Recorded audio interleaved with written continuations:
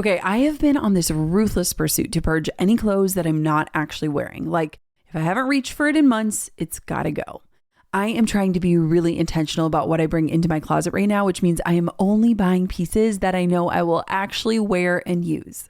Revolve just gets it though. I'm literally wearing my brown Autry sneakers from there right now, and my new suede purse. It fits my laptop in it, so it's basically a fancy shoulder bag that works for everything. I love finding pieces like that, things that look good, but also work hard for my actual life. Their holiday shop is live right now with all the good stuff: sparkly party dresses, cozy sets, cute gifts, everything you need for whatever is on your calendar. And it's all in one place, which makes shopping feel way less overwhelming. Whether it's a weekend away, a big night out, or a holiday party, your dream wardrobe is just one click away. Head to revolve.com/goaldigger, shop my edit, and take 15% off your first order with the code GOALDIGGER. Fast 2-day shipping, easy returns. It's literally the only place you need to shop from. That's revolve.com/goaldigger to shop my favorites and get 15% off your first order with the code GOALDIGGER. Offer available for a limited time, so happy shopping. It's a natural process that women's bodies go through. And the more that we can prepare ourselves with building muscle and supporting our bone density and thinking about getting stronger, not just thinner, the more that we're setting ourselves up for long-term health and success. I'm Jenna Kutcher, and I help you trade hustle for purpose and build a business that gives you the life you actually want to live. From a $300 Craigslist camera to a 7-figure business I run from home, I've learned that success isn't just about what you do, it's about how you live. Here, you'll get strategies that work, systems that give you your time back, and steps that turn your effort into results and impact. If you're ready for clarity, confidence, and a business that feels as good as it looks, you're in the right place. This is the Goal Digger Podcast. What if the fatigue, the brain fog, those stubborn symptoms that you've been brushing off are actually your body's way of waving a red flag? Like one that could completely change your health if you knew how to read it. That's exactly what happened to me a few years ago. I was totally stuck. I was in a cycle of stress. I was exhausted. I had all of these different mystery symptoms that I couldn't even really name and I barely could explain until today's guest stepped in. If you've been listening to the show for a while, you might remember her from an episode back in 2022 when we pulled back the curtain on my own health transformation. And 3 years later, she's still with me and she's back with some new insights that I know you're going to want to hear. Brigid Tiggemeier is a functional medicine registered dietitian and the founder of Being Brigid Functional Nutrition. She and her team have helped more than 25,000 people, everyone from Fortune 500 CEOs to busy moms, lower their inflammation, balance hormones, improve their gut health, and actually reclaim energy through evidence-based nutrition and lifestyle strategies. I like to think of myself as like her number one success story, but I bet there are a million people like me that have followed her advice. Brigid has been featured everywhere from ABC News to the Today Show to Goop to Mind Body Green. She's even helped launch the Cleveland Clinic Center for Functional Medicine with Dr. Mark Hyman. Brigid's approach is what I think makes her so different. She combines clinical precision with real-world practicality so that her clients can actually make changes that stick. And in this conversation, we're going to talk about the 5 biggest lessons from my own health journey with Brigid, what's changed in the science of hormone health and nutrition since she was last here. And we're just going to talk about what steps I've taken to really support my body through stress, through perimenopause, through detoxing, and so much more. So if you're listening to this and you're where I was when I first met Brigid, maybe you're feeling tired or foggy, bloated, depleted, and you're trying to be healthy, this is for you. Brigid has this amazing membership. She's going to talk about it at the end of the show. It's called the Being Collective, and it essentially gives you the structure, the strategy, and the support to stop chasing symptoms and to finally feel like yourself again. And I would argue to feel what you want to feel, like the energy and the vibrance that you have questioned if it's even possible for you. So if you want to join the Being Collective Kickstarter, it's basically this 4-week on-ramp to coming back home to yourself, to feeling like yourself again. You'll get 28 days of done-for-you anti-inflammatory meal plans. You'll get weekly coaching, dietitian check-ins, live group calls, weekly video trainings. It is this focused framework to actually help you learn how to optimize your health. It is really simple. It is science-backed. It helps you use food as medicine without having to restrict, without a ton of overwhelm, so that you finally have better energy, better digestion, and confidence in yourself and in your body again. So if you want to learn more about the next cohort and join in, go to jennakutcher.com/being. That's jennakutcher.com/being. She hosts these once a month. So every month you can jump on in on the Kickstarter. All right, Miss Brigid, welcome back to the Gold Digger Podcast. It's been too long, my friend. Let's take this out of the text thread and bring it back to the pod. Brigid, okay, I want to start with something that might surprise people, and I will never forget this, but you once told me that my symptoms weren't something I needed to fix. They were something I needed to listen to. And I swear to you, like that completely flipped how I thought of my body, how I saw my body. So I think let's start here. Why are we so obsessed with fixing ourselves when maybe we're not actually broken?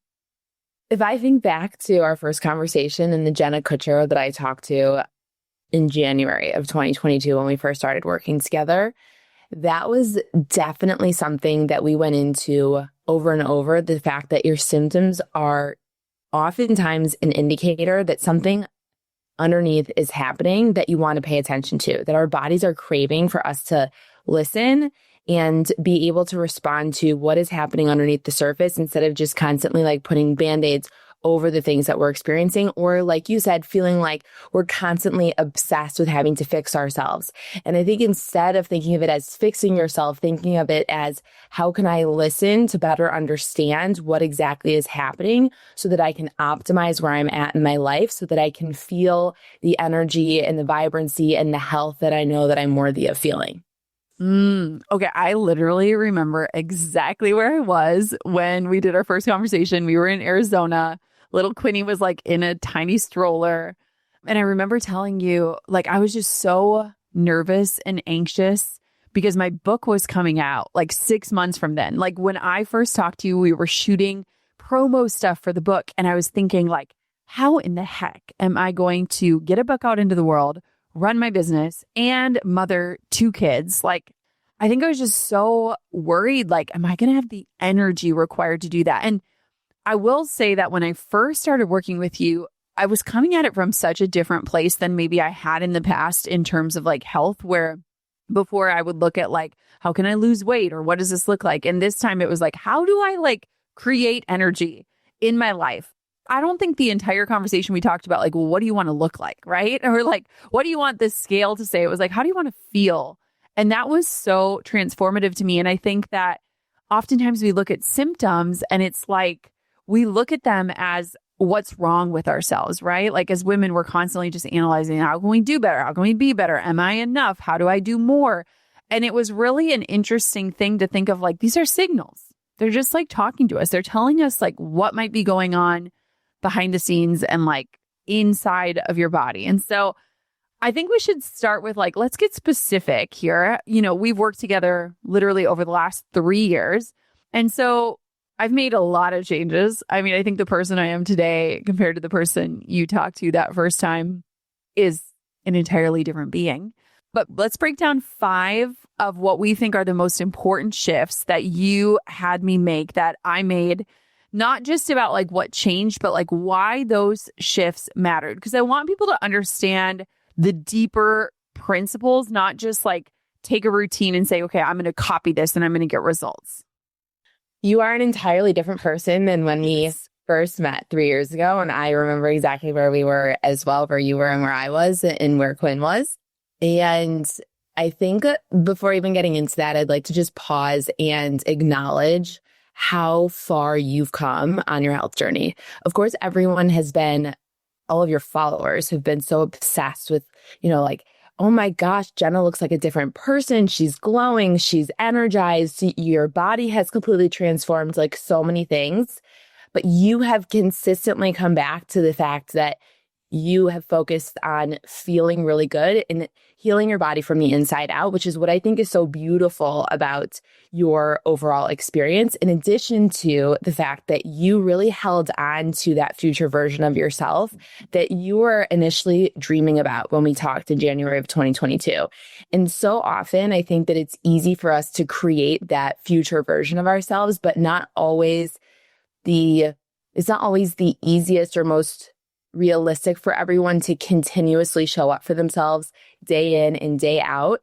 And you are such an inspiration to so many people because of the way that you were like, I need to have more energy. I need to have more vibrancy. And it seemed to me like it was almost like not a wake up call, but a calling that was coming from deep inside of you that was like, I need to change the way that I'm focused on my food, my health, my energy, my focus, all the things that ended up, creating this entirely different person that you're talking about and speaking about today that has been so beautiful. And I think that's why people have been so obsessed with like, what has Jenna done to change in all of these incredible ways? Wouldn't you say?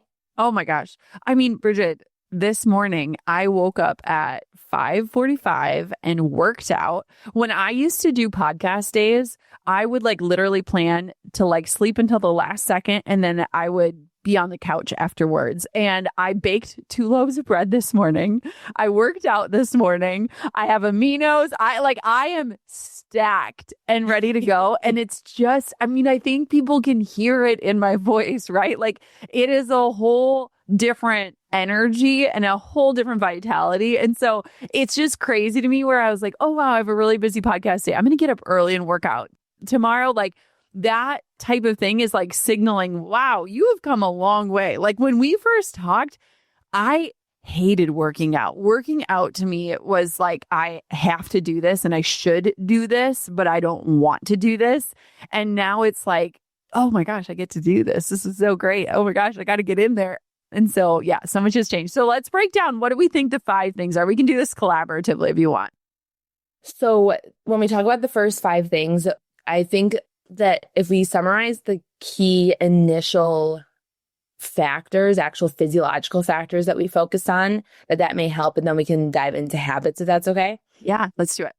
So the number one thing, especially in the first 1 to 2 years, because I also want to highlight the fact that everyone's health journey evolves and yours has evolved. So what we were focused on in the beginning is not necessarily what we're focused on now, which is very natural as especially a woman goes through different cycles, right? So when we met, you were like fresh into postpartum. And as you're evolving, you're like entering this perimenopausal era where the changes and your needs for your body are going to look different. So in the first 1 to 2 years that we worked together, the 5 key areas would be lowering inflammation. That was a huge focus. And we saw your markers go from moderate levels of inflammation in your HSCRP and your homocysteine levels to completely optimal levels through nutrition, lifestyle, and supplements, which I think, is so astonishing because of the true power of using the molecules within food to fuel every cell in your body to actually optimize your cellular functionality, which is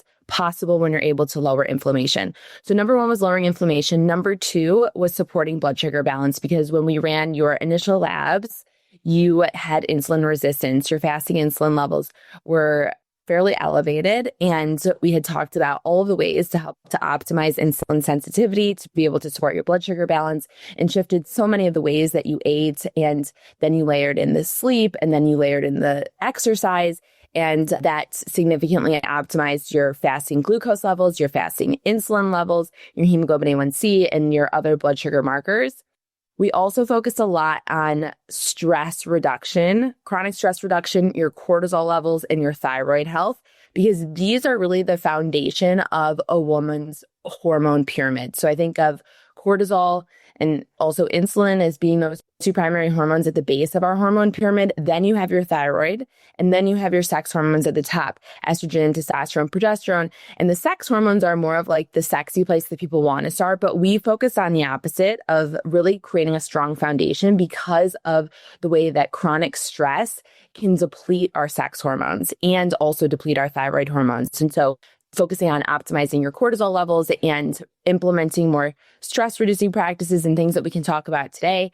The fourth was nutrient deficiencies, addressing all of your nutrient deficiencies, because I think that so many women are walking around extremely nutrient depleted without even realizing that that's the case. And they are just normalizing the fatigue, they're normalizing the brain fog, they're normalizing the mood imbalances without realizing that just specific nutrients like omega-3 fatty acids can have an enormous impact on our brain fog and cognitive health, on our mood and mental health, and so many other things.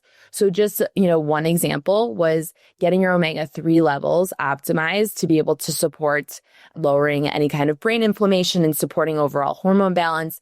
And the fifth was heart health, which might sound not that sexy to a lot of women, although heart disease is still the number one cause of death in women. So I often try to establish this as something that we need to be thinking about, especially in 30s and 40s and 50s. This might seem like it's too early, like these are just things that your grandparents need to worry about, but it's actually something that in women's 30s and 40s can be an early cause of death. And so heart health, you lowered your cholesterol levels by 50 points, you cut your triglyceride levels in half, astonishing changes in your labs that we saw from the focus that you had. And as a byproduct, you talked about, the weight loss and the improvements in muscle mass, which I do want to talk about the muscle mass in particular today. But that was all as a side effect of focusing on these 5 basic parameters of health that impact not only how you're feeling on a daily basis, but also how you're going to advance through perimenopause and menopause. A lot of researchers are focusing right now on if we can delay the onset of menopause, that it can actually extend a woman's life because it decreases the onset of risk factors like heart disease, Alzheimer's disease, osteoporosis, and other things. So all to say that the work that we did together, I feel you're seeing the benefits of today, but that you'll continue to see the benefits of for decades in laying that strong foundation. I mean, it sounds like we did a lot, but here's what I want people to know. I mean, we did do a lot. We did do a lot. Is it was all over time and it was all pretty gradual. Like, so if that feels or sounds overwhelming, it actually didn't feel that way, like in the process, because it's like everything kind of was almost like a domino that hit the next domino over. And, it's really interesting to me because let's talk about food a little bit, because I feel like that was an area that I think was probably my hardest area. And I will remember, so we did levels, which was like a continuous glucose monitor, which also just backed up the fact that I was really insulin resistant. And I remember being like, Brigid, I can eat a dilly bar from Dairy Queen and nothing happens to my blood sugar. Like it doesn't spike it. Like I must have really good like insulin response. And you were like, no, like you were frustrated by that. I was so frustrated. Like I was like, I don't get it. I can eat a cookie and nothing happens. And like, I didn't realize you gave an analogy about like a school bus or something. Can you give that analogy of what that was? Because I didn't even understand what that meant. And I feel like a lot of people, I mean, you probably have the stats, are pre-diabetic and they don't even realize it. And so that was like me where I'm like, no, I'm really healthy. And like my blood sugar isn't responding to these sugary things. So it must be good, right? 100%. Okay, so the school bus analogy, if we're talking about blood sugar, so you have anytime that you eat, your blood sugar is going to rise. If you have something like, let's say, an apple hopefully you're not just having an apple for breakfast, but you have an apple, and then your blood sugar increases. That's the glucose increasing in your bloodstream, and that signals to your pancreas to secrete insulin, which is a hormone that is incredible and helps a lot with bringing that glucose into the cell. But when you have too much of it or you become insulin resistant, insulin is also a pro-inflammatory fat storing hormone if you end up having too much. So what happens in a lot of instances is that as a person is producing the insulin from their pancreas to bring the sugar from the apple into their cells so they can use it for energy, then you have the insulin as basically your school bus driver, where it's picking up the glucose in your bloodstream and it's bringing it into the cell. What happens for a lot of people is that they become insulin resistant where their cell doesn't recognize the school bus driver, which is the insulin, that is the unlock. It has to create an unlock situation in order to actually get the glucose into the cell. And so people will start to become more insulin resistant, which signals to your body to create more insulin and more insulin. So what will happen is that your body starts to overcompensate for the rises that are happening in your blood sugar by producing more insulin. And that will happen before the onset of something like prediabetes or type 2 diabetes in many instances. And unfortunately, a lot of doctors still don't test fasting insulin levels. So a person may not realize that they're becoming pre-diabetic before that actually happens in the standard blood markers that most physicians are testing. So you'll go from thinking that you're perfectly fine and healthy, which a lot of people will experience, several blood sugar fluctuations throughout the entire day. And then you don't realize that it's like years and years of that happening that then lead you to the point of being in a doctor's office where they're like, oh, just to let you know, you have prediabetes. So we caught that a lot earlier to be able to say, like, your fasting insulin levels are really high. And that could be part of the reason for why you're eating the cookie and you're not having enormous rises in your blood sugar. Interesting. I mean, I just remember being like, wait, what? I don't get it. Look, I've become kind of a systems nerd, and anything that gives me more space in my day, I'm all in. And a reliable connection is a huge part of that, because when the internet lags or cuts out, everything pauses and suddenly the simplest tasks take forever. I learned really early on that dependable internet, it's not a luxury, it is a must. Whether you're a content creator like me, a restaurant owner, or running a busy dry cleaning business, you need that steady connection to support your team and your clients. That's why I'm excited to share a solution for my fellow business owners. Spectrum Business keeps businesses of all types connected with internet, advanced Wi-Fi, phone, TV, and mobile services, all with connectivity solutions built for your budget. And they have a truly incredible offer. Business owners can get free business internet advantage forever when you add 4 or more mobile lines. It's simple with no contracts and no added fees. Visit spectrum.com/free for life to learn how you can get business internet free forever. Restrictions apply. Services not available in all areas.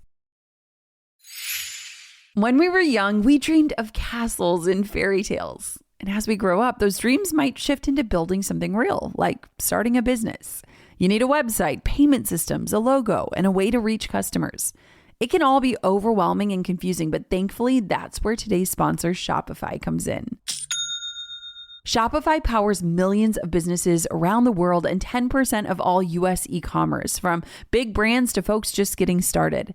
They offer beautiful, ready-to-go website templates so you don't need design skills to look professional. Their AI tools help with product images, descriptions, discount codes, and more. Shopify also makes it simple to run email and social campaigns so people can find you. And if you ever feel stuck, their award-winning 24/7 support is always available. Turn those dreams into and give them the best shot at success with Shopify. Sign up for your $1 per month trial and start selling today at shopify.com/goaldigger. Go to shopify.com/goaldigger. Shopify.com/goaldigger. Another thing that I think is interesting is I even remember we were talking a lot about food, and I love my parents so much. We were raised on processed food. I mean, almost 100% of the time. The other day I was looking at old photos, and for Christmas one year, my grandma bought me a box of ramen noodles, like a whole box of them. It probably cost $3 because I would eat them every single day, right? Like all of our food came out of packages.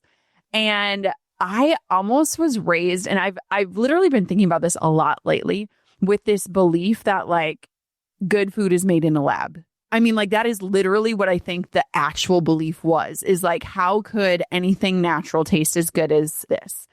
And so that was a huge piece for me of like, I remember talking to you on the first day and we were talking about like different foods I was eating, and I was eating these like cauliflower hash browns that were like packaged up from like Kroger or something. And I was like, this healthy, it's like cauliflower. And like, you were like, read the ingredients. And it was like, there's just like all these other things in it. Right. And so I think that my relationship with what healthy food was looking at food packaged up as health food, if that makes sense. And that was a really huge untangling for me. Like the other day, I made tomato soup with cocoa out of tomatoes from our garden. And that was revolutionary for a kid raised on Campbell's soup, right? Like that I could make something from my garden that tasted better than something that came in a can. Talk to me a little bit about that. Wow, that is amazing. Isn't that wild?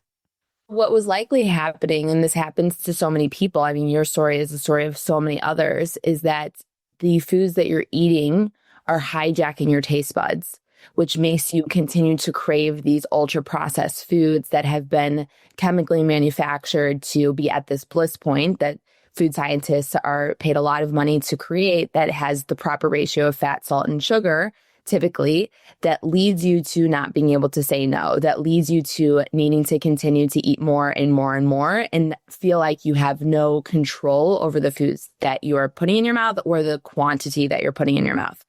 So a lot of times, like we talked about, the idea of retraining your taste buds, that your taste buds crave what you feed them. And so there is a process for a lot of people where they have to go through a period of time where they're actually retraining their taste buds and having those natural flavors be the preferred option, where as you continue to evolve your taste buds, and this doesn't happen overnight. And I think for you, like the theme, and so many of the things that we're going to talk about today is how this has been a consistent build over time. And so many people are just committed to like a 30-day window or a 2-week window or something along those lines. And like, this is 3 years out for you. Yeah. And so highlighting that like your taste buds will continue to even change over time. And that changes how you fuel your body. We have bacteria, we have, a lot of beneficial microbes in our large intestine, and we also have less beneficial microbes that are more harmful. And the harmful bacteria can actually release compounds that increase our cravings and desire for more ultra processed, high sugar foods that leads to more of their survival, essentially, because they fuel off of these less healthy foods. And so they're living inside of you and sabotaging you by driving you to want to eat more of those foods. Now, research shows that within just 2 to 3 days of changing your diet, that your gut microbes start to change. And so over time, months and years in the making, you're continuing to change the actual bacteria that are living inside of you and the preferences that they have for different foods that lead to lower levels of cravings, in addition to normalizing natural flavors. Like I remember working with a client many years ago when I was working at the Cleveland Clinic for Dr. Hyman. And he said to me that he used to have to put sugar on his strawberries in order for them to taste sweet enough. And that after me just saying, okay, I think that for 10 days, we should have you remove all forms of added sugar from your diet so that we can start to reset your taste buds. He said, this was the first time in my life that I've ever realized that strawberries are naturally sweet on their own. But prior to that, I was never able to recognize that because of the foods that he had eaten throughout his entire life. Wow. That's wild. I mean, I think that was a really big sticking point for me. Another thing I think we could talk about is like creating the habits around when I ate, because I remember talking to you and I was like, Brigid, I'm not hungry in the morning. I don't need breakfast. I am not hungry. And like, you were like, please just get something in your body. And most days now it is like some sort of protein drink, but I will have at least 30 grams of protein by 8 a.m. now, every single day. And today I had some sausage and a protein shake, and that is very attainable for me and it's very doable and it's just become second nature. And another thing that I found that I'll do is like, let's say you've read my book. I love pancakes. Like pancakes are very spiritual in our family, but I will have protein before I make the pancakes, right? And just like we always tell our girls, like pad your tummies. Like you can have something sweet, but like you're going to get a tummy ache if you don't have any sort of padding in there, whether it's protein or fat. And so that was a belief and something that I had. And I was just talking to my girlfriends the other day because we were talking about just eating throughout the day.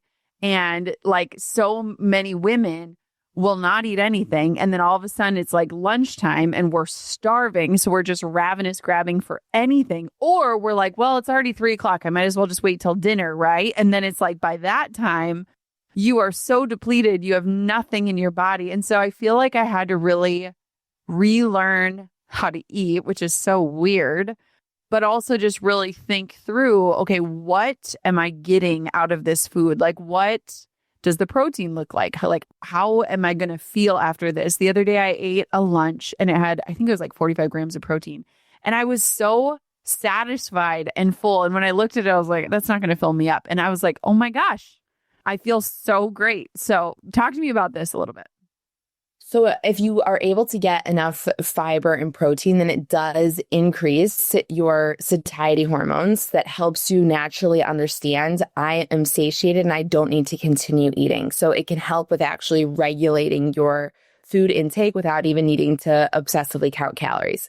But this is funny that you say this, because in preparation for today, I read through a bunch of our notes from, all the different times that we talked, and trying to outline like, what are Jenna Kutcher's key habits that we continue to talk about over and over again, with the number one being front loading your calories throughout the day, because this one was not easy for you. It took you continued to say like, I'm not that hungry, or you would have, like a little bit of something. That was the first step, was it having a little bit of something, and then having something with protein. And then me saying you need at least 15 grams of carbohydrates, ideally 30 grams of carbohydrates in the morning, to help to support your hormone balance, to help to support your blood sugar levels, to help to drop your morning blood sugar levels, which might sound counterintuitive, but overall leading to lower levels of perceived chronic stress, so that we could get your morning cortisol levels down, support hormone balance, and lower your blood sugar. And so I am so proud that you are incorporating by 8 a.m.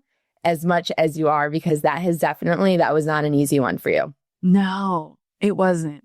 I mean, that was something where that was a hill I was going to try to die on, and you didn't let me die there. Thank goodness.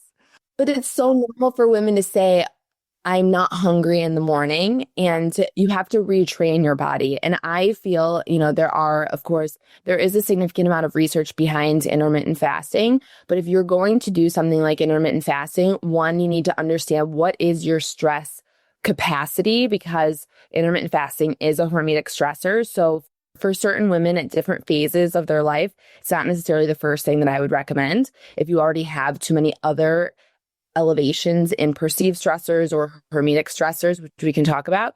But also then, if you're going to do that, let's say you're going to do a 14-hour window, or if you're pushing to a 16-hour window, then cutting your eating off the night before in order to be able to eat first thing in the morning is something that I am continuously recommending to women. It also is so key in regulating your appetite throughout the rest of the day. Your breakfast sets the tone for the rest of your day and the preferences that you have later on in the day. So if you start your day with just like avocado toast, which is not going to have enough protein, which is going to have some fiber, but doesn't have enough of the rounded nature that we're looking for, then you're going to be more likely to have that blood sugar increase and then the crash 2 to 3 hours later, where mid-morning you're looking for like another pick-me-up because you're more tired, or you're just feeling like you're craving something. And then mid-afternoon, you're feeling like you're craving something again. So you go to the snack drawer, and then you're upset because you ate too many snacks. And so breakfast sets the tone for the day. It's something that I really feel strongly is so important for a lot of women. Yeah. Okay, where should we go next? Let me go through a few other habits in this list, key habits. Okay. Avoiding skipping meals, because that, as you're talking about for lunch, was something that I remember hearing you over and over again talking about how you would just be starving, and then you would grab whatever was fast and most convenient. And so looking ahead at your day to say, like, when am I going to eat something? What am I going to eat? So that it was pre-planned, instead of thinking that it was just automatically going to happen for you without putting any thought or intention into it, was definitely a shift. Also, because then it gives you more control over the grazing that was happening later on in the afternoon or at night or after dinner. The fact that you stopped skipping meals, I think, was a huge one, because it optimized all the food choices that you were making. So that if you're thinking like, I have 1 calorie to consume, what is the greatest return on that investment? Then you're thinking about foods that are going to actually fuel you for the rest of your day, so that you have higher levels of energy and your mood is more stable and you have less brain fog and ability to focus. The third one was something that we kept coming back to, was increasing your fiber intake, having 30 grams of fiber per day at minimum, because fiber is so supportive of women's hormone balance. It's also extremely connected to our ability to stay satiated. So there's actually one study that showed that an additional 14 grams of fiber per day for at least 2 days consecutively was able to decrease overall energy intake by 10%. So I'm not a big calorie focused person. Yeah. I like to layer in the other elements of nutrition, thinking about nutrition in a more holistic realm to say, how much fiber are you getting? How much protein are you getting? Are you eating all of your meals? Are your cortisol levels balanced? So that we can ensure that you are able to naturally regulate some of your intake. I just find that that creates a healthier relationship with food in order to layer in these additional components. So fiber was important for satiety, for blood sugar balance and decreasing your insulin resistance, for supporting your energy and your mental health. There's an enormous connection between fiber consumption and decreased risk of depression. Also thinking about detoxification, because fiber can bind to environmental toxins that we're exposed to that then are able to be excreted from our body so that they're not having as much of a negative impact. So we focus on that. Eating at least 25 grams of protein per meal, which you've talked about a lot. Retraining your taste buds was another one. And getting the right supplements. Of course, you can get a lot of important micronutrients, antioxidants, phytonutrients from the foods that are on your plate at every single meal. But we also layered in a lot of supplements that can help with offsetting some of those nutrient deficiencies, in addition to optimizing those levels so that you're not just focused on not having deficiencies, but having optimal levels, which is a different way of thinking about the body. Yeah. I mean, it's interesting now because I feel like even just looking at my morning today, I'm like, everything is so natural. Like it's like the air I breathe, where I think that for anyone that's going on some sort of a health journey, getting to that place where you're not having to overthink things or really be super aware of them, it can become a state of being. And I don't think I ever crossed that threshold in my life where it was almost just who I am versus what I have to do until like now, where I'm like, oh, like even just thinking about today, like I took my supplements, I have my aminos right next to me. I thought through when I was going to work out. I know what I'm going to eat for lunch. I already had protein today. Like it's actually simpler than it all sounds when it just becomes part of who you are and the way you move through the world. And so it's really interesting because I know we've talked about this in a past episode, but for me, can you believe that we're already wrapping up 2025? This year was packed with travel and so many new memories. One of my favorite moments was our team retreat in Arizona with the incredible women who helped me keep this business running. I also recently took the kids to Nashville during fall break, and somewhere in between, I squeezed in a trip to Puerto Rico with friends. We booked some of our most memorable stays this year on Airbnb. There's something special about finding a place that doesn't just look great in the photos, but actually feels welcoming the moment you walk in. That this feels right kind of feeling. If you've got trips coming up, whether it's a family vacation, a retreat, or a work trip, your house will probably be sitting empty while you're gone. Have you considered hosting your home on Airbnb and letting it work for you? It's a simple way to earn some extra income that can be put towards a future trip or home improvement projects. Your home might be worth more than you think. Find out how much at airbnb.com/host. Probably one of the biggest emotional shifts in this whole process was like the identity tied to it, right? And I was literally just talking to a friend the other day who's on her own health journey, and she was just talking about going out to a girl's dinner, and like she was being really just aware of what food she was eating because she knew how it was going to make her feel. And I said, isn't it interesting? Because I have a very visceral memory of a couple years back when I was on a girls' trip, and usually I felt like the unhealthy one. Like I think it was an identity I gave myself maybe. And I remember being on that trip, and I was the one who was moving my body every day, and I was the one not drinking alcohol, and I was the one eating well. And I remember being like, wow, I am like really healthy. Like I might be the healthiest girl on this trip. And not that it's a comparison thing, but it was this huge chasm that was closing for me of like my identity around all of it. And not that it was like getting on a high horse, but just having this awareness of like, wow, I'm awake to all of this. And I know what is going to make me feel the best. I know what is going to make this experience mean the most for me. And these are the choices that I'm willing to make. And so it's really interesting to think of like how much our identity and beliefs are tied into the actions that we take when it comes to our health.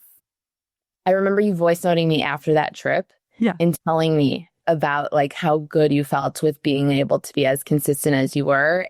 So it's funny that you bring that up, but it is so much a part of people's identity. And there's a lot of work that's required from a mindset standpoint. So many people think that nutrition is just about the food, but 80% of it is about continuously being able to change your mindset. So initially, when it comes to making the changes, knowing that one, you're worthy of making those changes, that you're worthy of the investment, right? From your book that you say you are the investment, not the risk. Yeah. And so thinking about it from that lens, but then once you actually are, gaining traction, changing your identity around what is possible for you moving forward. And then once you start to have success, not sabotaging yourself by thinking, oh, this is only short term. How long is this going to last? Because I know you've tried other diets in the past. Like you've talked about how you did Weight Watchers before your wedding and you've tried Noom and a few other ways of eating. And so, when people have that experience, they're often like waiting for the shoe to drop where they're like, this is only going to last for so long. And there's a level of self-sabotage that can happen over and over again as you're even making progress to say, how long is this going to last? And I think that then having the ability to, I even remember after you had bought so many new clothes because you had lost so much weight and you had messaged me saying like, I just feel a little nervous buying these clothes because I don't know if I'm always going to be able to, stay here because of things that have happened in the past.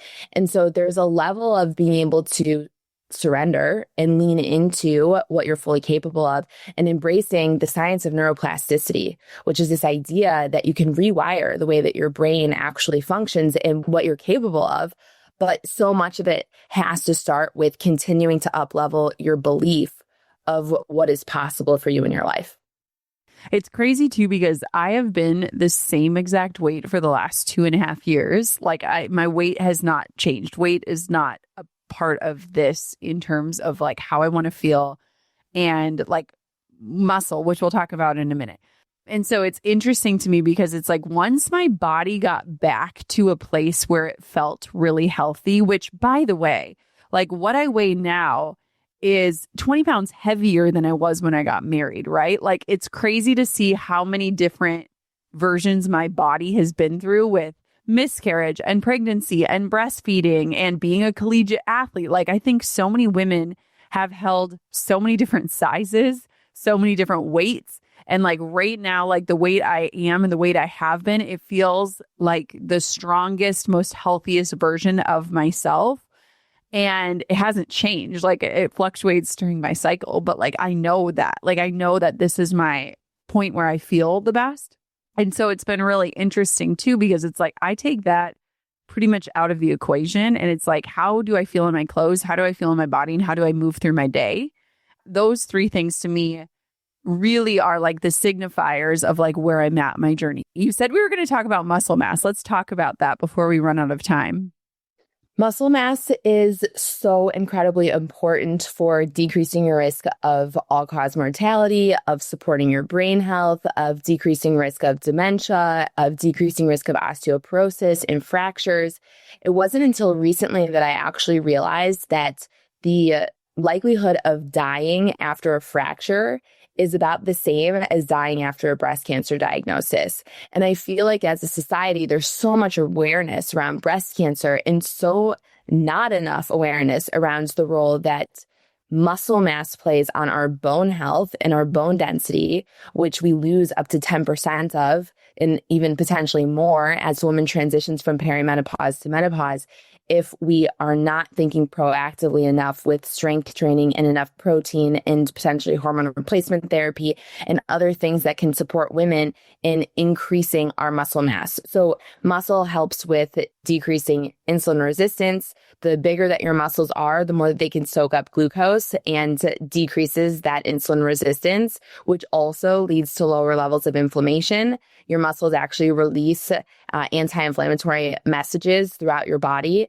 And we also know that it can support your overall gut health because when you have lower levels of inflammation, it supports a healthier gut microbiome, which also supports our hormone balance. So muscle is really a large indicator of our overall health, so much more than the number on the scale, because it really is true that your muscle weighs more than fat. So if you're continuously just thinking about how much do I weigh and how much weight can I lose, and you're never actually thinking through how much of this weight am I losing that is muscle compared to fat, then you may actually be at a disservice if you're losing weight and it's coming from muscle. So we want to think more about increasing muscle mass to help with also increasing bone density, so that as women are going through their 30s, 40s, and 50s, you're able to do so in a way that supports improvements in your overall health, that lowers your risk of heart disease, lowers your risk of Alzheimer's disease, lowers your risk of osteoporosis, in addition to helping you feel good and mitigating a lot of the symptoms that come with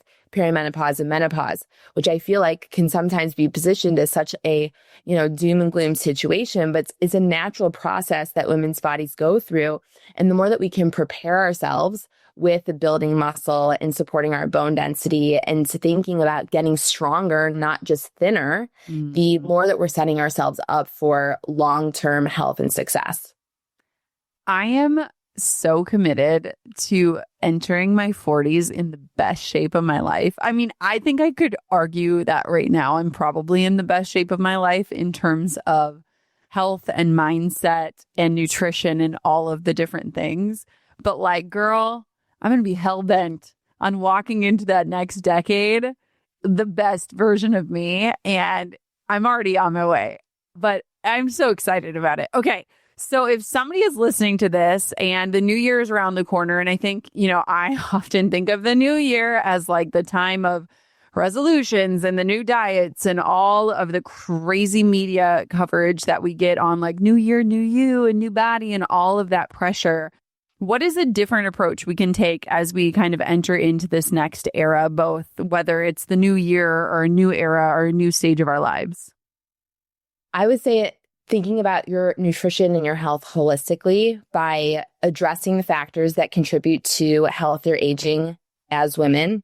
You touched on, trying to feel the best that you possibly can going into your 40s, which really requires better blood sugar balance, lower levels of inflammation, nutrition that helps to protect us from environmental toxin exposure and supports our detoxification capacity, that helps to decrease our levels of perceived stress, that also impacts our hormone balance. And thinking about doing this in a way that is so much greater than just calories, in the ways that we talked about, with getting 30 grams of fiber per day, with getting a minimum of 25 grams of protein per meal, and getting the phytonutrients and antioxidants that help to combat the inflammation that sometimes increases as we age. So the way that I've structured this is thinking about pretty much like in working with you, Jenna, and these things that have helped you transform your health without a super rigid approach to calorie counting and that sort of thing.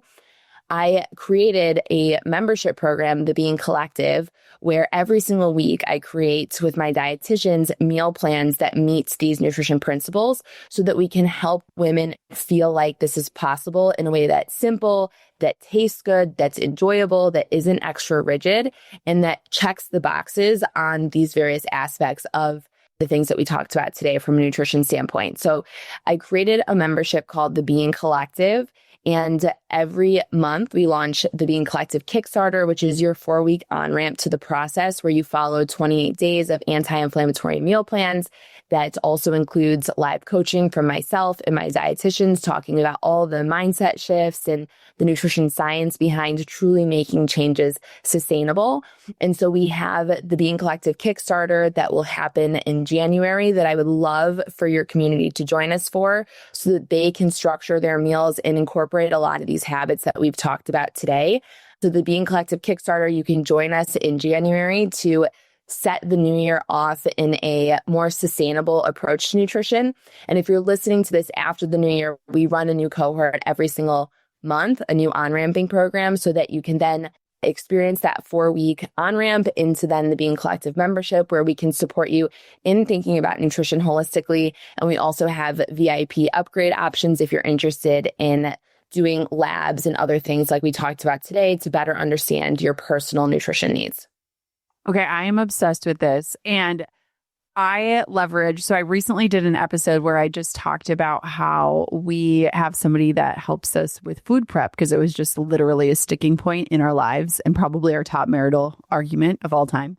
And we pull recipes from this all of the time. The kids love them. I love them. You get a grocery shopping list. You can sort by your dietary needs. And the thing that I love is like, I cannot do the mental gymnastics of like looking at every single meal and knowing, okay, does this have enough protein? Am I getting the right fiber? And so it's like literally just having Brigid in your back pocket of like, here's your plan. And it's delicious. I was making the Snickers protein shake the other day with like the dates and oh my gosh, like, come on. And so anyways, I just think to like committing not just to like a week of fasting or something fast, but literally learning the science of all of this, it will change the way you look at food. I know for me as a mom, it has greatly supported me in teaching my daughters about food and thinking through even things like their school lunches. Like, are they getting enough protein today? What does their carbs look like? Like, how is this looking balanced for them and for me? And so, girl, we've been on a journey. You have changed my life. We have so many past episodes together too. If somebody wants more of you and I together.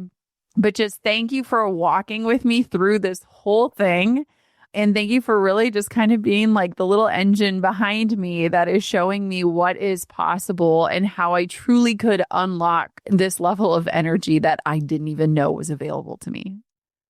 Jenna, seeing you transform in the way that you have inspired other women to invest in themselves and to transform their health has been one of the greatest opportunities. You have changed my life in so many ways and being able to support so many people in your community.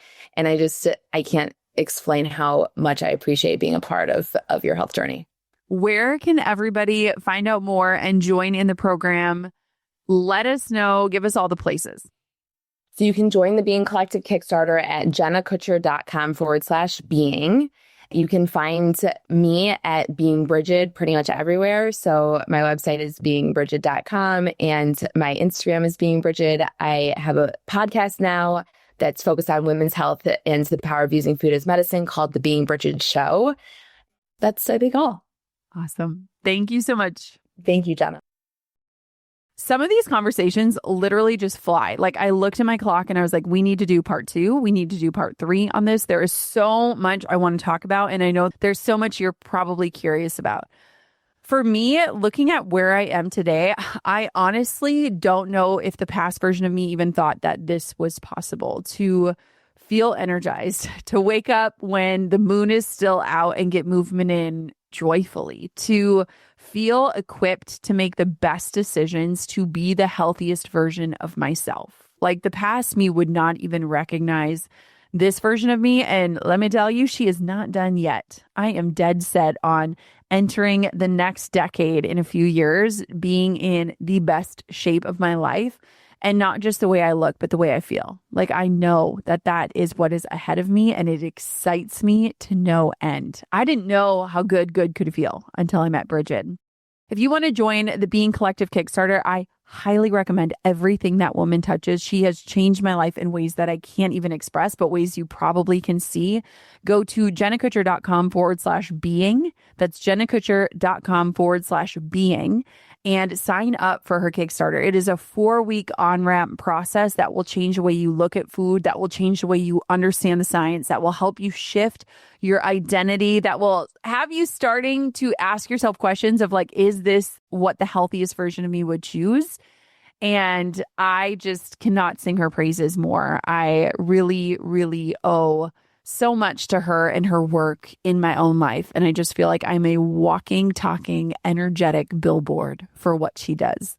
jennakutcher.com/being. Thank you so much for listening to this episode of the podcast. Send it to anyone that you know would benefit from it. It is such a gift to share these episodes with you and to have you share them to your community. And until next time, goal diggers, keep on digging your biggest goals and make sure you eat some lunch today. All right? Bye-bye. Thanks for listening to the Goal Digger podcast. I hope today left you inspired and equipped with something you can put into action as you build a business that truly supports your life. If this episode resonated with you, here's how you can help the show reach even more entrepreneurs. Hit follow, share it with a friend who's building something meaningful, and if you're feeling generous, leave us a review. Those reviews help other listeners discover these conversations when they need them the most. This show has become so much more than I ever imagined, and it's because of listeners like you who show up and share. You are helping build something that will inspire entrepreneurs for years to come. For show notes, links, and resources, head to goaldiggerpodcast.com. Keep digging your biggest goals. The world needs what you're building. Please note, this episode may contain paid endorsements and advertisements, and individuals on the show may have a direct or indirect financial interest in products or services referred to in the episode. Your support through affiliate links or sponsored content helps us continue to bring you valuable content. Thank you for being a part of the Goal Digger community.